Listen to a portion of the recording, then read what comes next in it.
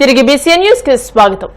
కుప్పంలో మహిళను చెట్టుకు కట్టేసి దాడి చేసిన ఘటనపై సీఎం చంద్రబాబు, మంత్రి అనిత సైతం సీరియస్ అయ్యారు. ఈ దాడికి పాల్పడిన నలుగురిని అరెస్ట్ చేసినట్టు కుప్పం డీఎస్పీ పార్థసారథి తెలియజేశారు. వాట్సాప్ లో ఫోటో రాగానే ఘటనా స్థలానికి వెళ్లి నలుగురిపైన హత్యాయత్నం కేసులు నమోదు చేశామని అన్నారు. ఆర్థిక లావాదేవీల వల్లే ఈ ఘటన జరిగిందని ఆయన వెల్లడించారు.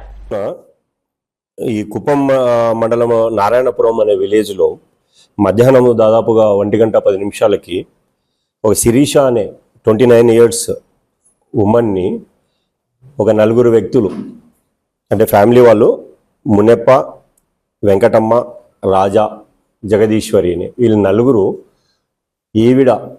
ఈ శిరీష అనే ఆవిడ వాళ్ళకి ఒక 80,000 రూపీస్ అప్పు ఉందని చెప్పేసి ఆ అప్పు కట్టమని చెప్పి వాదులాడుకొని మీరు అప్పు కట్టేంత వరకు నిన్ను ఊరి నుంచి పంపించమని చెప్పేసి ఇంటి వద్ద ఉన్న ఒక వేప చెట్టుకి కట్టేయడం జరిగింది. తాడుతో కట్టేసి కొట్టడం జరిగింది ఆవిడని. ఈ విషయంగా మాకు వాట్సాప్ ద్వారా ఒక ఫోటో రావడంతో ఇమ్మీడియట్గా నేను మా సిబ్బందిని అలర్ట్ చేసి పంపించడం జరిగింది. మా సిబ్బంది అక్కడికి వెళ్ళే టయానికి ఆ అమ్మాయికి కట్లిప్పేసి కూర్చోబెట్టి మాట్లాడుతున్నారు ఊర్లో కొంతమంది. వెంటనే మనం పోలీస్ స్టేషన్కి తీసుకురావడం జరిగింది. జరిగిన సంఘటనకి శిరీష నుంచి కంప్లైంట్ తీసుకొని ఒక కేసు రిజిస్టర్ చేయడం జరిగింది. దీంట్లో ముద్దాయిలుగా భావిస్తున్న మునెప్ప, వెంకటమ్మ, రాజా అండ్ జగదీశ్వరి అనే వాళ్ళు కూడా మన కస్టడీలో ఉన్నారు. వాళ్ళని ఇప్పుడు రిమాండ్కి పంపిస్తున్నాము. ఈ కేసులో 126 Clause 2, 118 Clause 1, 115 Clause 2, 351 Clause 2 and 109 BNS Act read with 3 Clause 5 case register చేయడం జరిగింది. That means attempt to murder case కట్టడం జరిగింది. దీని పూర్వపరాలు విచారిస్తే ఈ శిరీష అనే అమ్మాయి తన భర్తతో, తిమ్మరాయప్ప అనే భర్తతో ఆ విలేజ్లో, నారాయణపురం విలేజ్లో గతంలో ఉండేది. ఒక 3 years బ్యాక్ వాళ్ళకి అక్కడ ఎక్కువగా అప్పులు చేసేసి తీర్చలేక ఎక్కువ మొత్తంలో లక్షల్లో అని చెప్తున్నారు. ఇప్పుడు నేను విలేజ్కి వెళ్ళి ఎంక్వైరీ చేయడంతో లక్షల్లో ఎక్కువ అప్పులు చేసేసారు. తీర్చలేని పరిస్థితుల్లో వాళ్ళు ఊరిడ్చి వెళ్ళిపోయారు 3 years బ్యాక్. అప్పటి నుంచి వాళ్ళ ఆచూకీ తెలియలేదని గ్రామస్తులు చెప్తున్నారు. ఇది ఇలాగుండగా నిన్నటి రోజున శిరీష అనే ఆవిడ తన 2 పిల్లలకి అక్కడ స్కూల్లో చదివినారు. ఆ టీసీ తీసుకోపోవడానికి నిన్న మధ్యాహ్నము వాళ్ళ మేనమామ గారితో ఆ విలేజ్కి రావడం జరిగింది 2-wheelerలో. అప్పుడు ఈ నలుగురు ముద్దాయిలు ఎవరైతే ఉన్నారో ఆ మిత్రులు కొంత వైరల్ చేసే ఫీలింగ్ ఉంది. దీన్ని దయచేసి ఇటువంటి కొంచెం ప్రాక్టికల్గా కొంత అర్థం చేసుకోండి. ఇవన్నీ కూడా డే టు డే జరుగుతుంటాయి సొసైటీలో. కొంతమంది అడమెంట్ పీపుల్ ఉంటారు, వాళ్ళు అలాగే చేసి వాళ్ళు అనుకున్నది సాధించాలని చూస్తుంటారు. కొంతమంది తెలియనితనంతో నిన్నటి రోజున ఈ శిరీష విషయము వాళ్ళకి ఫర్దర్గా చట్టం అంటే ఏమో తెలియదు, వాళ్ళకి చట్టం ఏం చేస్తుంది అనేది వాళ్ళకి అవగాహన లేదు ఊర్లో వాళ్ళకి. కాబట్టి ఇటువంటి పొరపాట్లు జరుగుతుంటాయి. దీన్ని కూడా మేము తెలిసి చేసినా తెలియక చేసినా నేరమే కాబట్టి, తప్పే కాబట్టి ఖచ్చితంగా చట్టరీత్యా ఏమేమి యాక్షన్ తీసుకోవాలా అన్ని తీసుకుంటున్నాం. ఇప్పుడు వాళ్ళని అరెస్ట్ కూడా చేసి పంపించబోతున్నాం. వామపక్షాల దేశవ్యాప్త పిలుపులో భాగంగా పాలస్తీనా ప్రజలపై ఇజ్రాయెల్ మారణకాండ ఆపాలని డిమాండ్ చేస్తూ కాకినాడ నగరంలో పాలస్తీనా సంఘీభావ ర్యాలీ నిర్వహించారు. ఈ సందర్భంగా పలువురు నాయకులు మాట్లాడుతూ 700 రోజులుగా పాలస్తీనాపై ఇజ్రాయెల్ దారుణ మారణకాండ సాగిస్తుందని అన్నారు. ఇప్పటివరకు సుమారు 52,000 మంది మరణించారని, వారిలో పిల్లలు, మహిళలు పెద్ద సంఖ్యలో ఉన్నారని ఆందోళన వ్యక్తం చేశారు. అమెరికన్ సామ్రాజ్యవాదం తన ఆయుధ వ్యాపార ప్రయోజనాల కోసం యుద్ధాన్ని రగిలిస్తోందని అన్నారు. ఇజ్రాయెల్ యుద్ధోన్మాదాన్ని వ్యతిరేకిస్తూ ఈ ప్రదర్శన చేస్తున్నాం. నిన్నటిదాకా గాజా మీద తీవ్రమైనటువంటి మారణకాండ సాగించింది. ఈరోజు ఇరాన్పై కూడా అప్రకటితంగా ముందు తెలియజెప్పకుండానే, ఎటువంటి కారణం లేకుండానే ఇరాన్పై దాడి చేస్తుంది. ఈరోజు మధ్యప్రాచ్యం అంతా కూడా తగలపడిపోతూ ఉంది. ఇది ప్రపంచ శాంతికి పూర్తి విఘాతం కలిగిస్తుంది. అమెరికా కూడా అన్యాయంగా ఇరాన్కి వ్యతిరేకంగానే మాట్లాడుతుంది తప్పితే తాను ఒక మధ్యవర్తి పాత్ర వహించాలని చెప్పి అమెరికా కోరుకోవటం లేదు. అమెరికన్ యుద్ధోన్మాదాన్ని, ఇజ్రాయెల్ యుద్ధోన్మాదాన్ని తీవ్రంగా వ్యతిరేకిస్తున్నాం. పాలస్తీనా, ఇజ్రాయిల్ 2 దేశాలు ఏర్పాటై ఈ సమస్యకు పరిష్కారం అని చెప్పి మేమంతా కూడా కోరుతున్నాం. పాలస్తీనాపై యుద్ధ మారణకాండలు ఆపాలని రాష్ట్ర వ్యాప్త పిలుపులో భాగంగా వామపక్ష పార్టీల ఆధ్వర్యంలో ఇవాళ కాకినాడలో నిరసనలు తెలియజేస్తూ క్యాండిల్ ర్యాలీ పెడతా ఉన్నాం. దీనికి ప్రధానంగా ఇప్పటికైనా పాలస్తీనాపై దాడులు ఆపాలి, మారణకాండాన్ని ఉపసంహరించుకోవాలని చెప్పేసి వామపక్ష పార్టీలుగా మేము దీన్ని తీవ్రంగా నిరసిస్తూ ఖండిస్తూ ఉన్నాం. అలాగే ఇవాళ అమెరికా పెట్టుబడి వర్గం అన్ని రాష్ట్రాలని శాసించే విధంగా ఇవాళ ట్రంప్ ప్రయత్నాలు చేస్తూ ఉన్నాడు.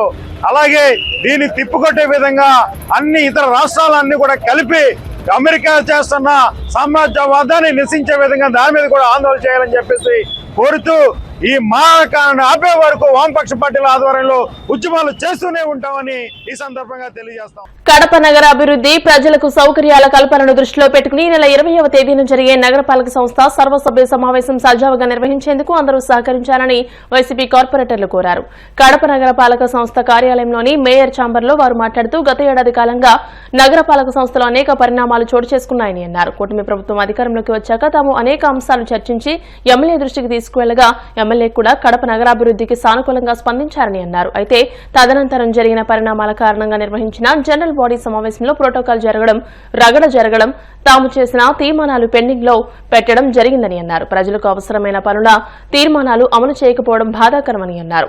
దాదాపుగా కూటమి ప్రభుత్వం ఏర్పడినప్పటి నుంచి కూడా కడప నగరపాలక సంస్థ మొదటి సర్వసభ్య సమావేశంలో మీటింగ్ జరుపుకోవడం జరిగింది. అప్పుడు అర్థవంతంగా చర్చ సాగించి అనేక విషయాలు కూలంకషంగా చర్చించి కడప నగరానికి కావలసిన అవసరాలను మేము గౌరవ ఎమ్మెల్యే గారి దృష్టికి కూడా తీసుకుపోవడం జరిగింది.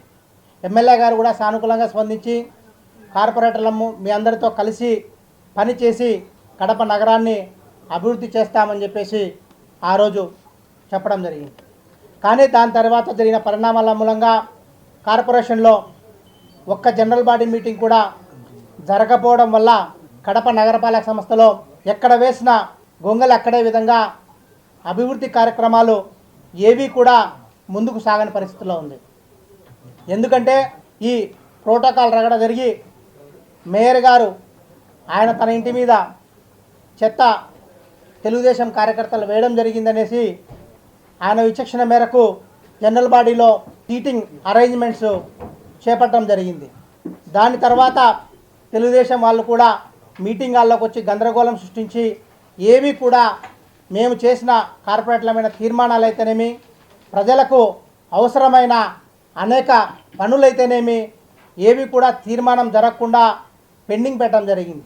దాని తర్వాత కార్పొరేట్లందరం కూడా మేము తీర్మానం చేశాము, ఆ మీటింగ్కు హాజరయ్యామని చెప్పేసి స్టాండింగ్ కౌన్సిల్ దగ్గరికి వెళ్ళి మేము చెప్పిన తర్వాత ఆ తీర్మానాలను ఇప్పటికీ ఆమోదించినారు. కానీ వాటిలో ఏవి అమలు చేశారో ఏమి అమలు చేయలేదో ఇంతవరకు కూడా గౌరవ కార్పొరేటర్లకు కానీ ఎవరికి కూడా తెలియజేయని పరిస్థితి ఉంది. మేము ఎమ్మెల్యే గారికి కానీ మేయర్ గారికి కానీ అందరికీ ఒకటే మేము విజ్ఞప్తి చేసుకుంటాం, ప్రజా సమస్యల కోసం అందరం కలిసికట్టుగా పోరాడదాం. కలిసికట్టుగా మీటింగ్ను తీసుకొచ్చి మనం ఎప్పుడైతే ప్రజా సమస్యలను గొంతెత్తి ఆ మీటింగ్లో మాట్లాడగలుగుతామో మాకు కూడా సార్థకత వస్తుంది. ఇంకా ఉండేది 9 నెలలు మాత్రమే. ఈ మీటింగ్ సజావుగా జరిగే విధంగా అందరూ సహకరించాలని చెప్పేసి మీడియాపూర్వకంగా మేము విజ్ఞప్తి చేసుకుంటున్నాం. ఈ కూటమి ప్రభుత్వం వచ్చినప్పటి నుండి దాదాపు 13 నెలల కాలం నుంచి రాష్ట్ర ప్రభుత్వం నుండి కూడా ఒక్క రూపాయి నిధులు ఇవ్వని పరిస్థితి. కడప కార్పొరేషన్కు ₹1 కూడా నిధులు ఇవ్వకుండా కడప కార్పొరేషన్ జనరల్ ఫండ్స్ నుండి వివిధ రకాల ప్రభుత్వ కార్యక్రమాలకు, పార్టీ కార్యక్రమాలకు డబ్బును వాడిన పరిస్థితి ఈ నగరపాలక సంస్థ అధికారులు చేస్తున్న తీరు చూస్తుంటే వన్ సైడెడ్గా పాలక వర్గాన్ని పక్కన పెట్టి కమిషనరే ఒక మోనార్కుగా పరిపాలన సాగిస్తున్నారనే చందం అందరికీ తేటతెల్లమైంది. ఎందుకంటే ఈరోజు సమావేశం హాలు తెరచమని పలుమార్లు అడిగినా కూడా ఆయన స్పందించలేదు. ఆ స్పందించకపోవడంతో నిన్నటి దినం ఎస్పీ గారిని, కలెక్టర్ గారిని అడిగాం. ఎస్పీ గారిని ప్రొటెక్షన్ కల్పించండి సార్, గత మీటింగులో వందలాది మంది మా కార్యకర్తలతో ఎమ్మెల్యే గారు వచ్చారు. అవి ఎందుకంటే అప్పుడేమో కార్పొరేటర్ భర్తలు, మహిళా కార్పొరేటర్ భర్తలు వస్తున్నా కూడా బయట పంపించారు. ఎందుకంటే రూల్స్ అప్పుడు 144 సెక్షన్ 30 యాక్ట్ అమల్లో ఉన్నాయి. 3 అంచెల భద్రత పెట్టినారు. ఖచ్చితంగా రూల్స్ ప్రభుత్వం ఏదైతే ఇస్తారో శాంతి భద్రత భాగం మా కార్పొరేటర్ భర్తలు అయితే మా కార్యకర్తలు అయితే అందరూ. వార్తలు ముగించే ముందు ముఖ్యాంశాలు మరోసారి.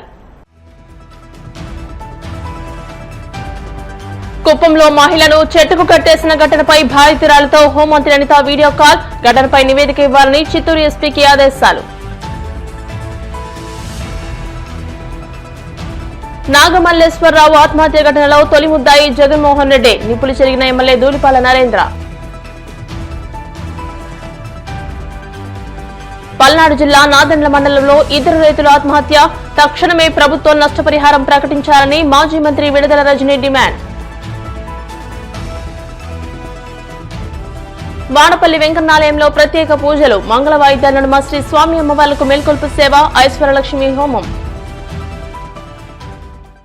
ఈ వార్తలు ఇంతటితో సమాప్తం. మరిన్ని వార్తల కోసం BCN digital YouTube channel, Facebook page ని ఫాలో అవ్వండి. అప్డేటెడ్ వార్తల కోసం ప్లీజ్ సబ్స్క్రైబ్.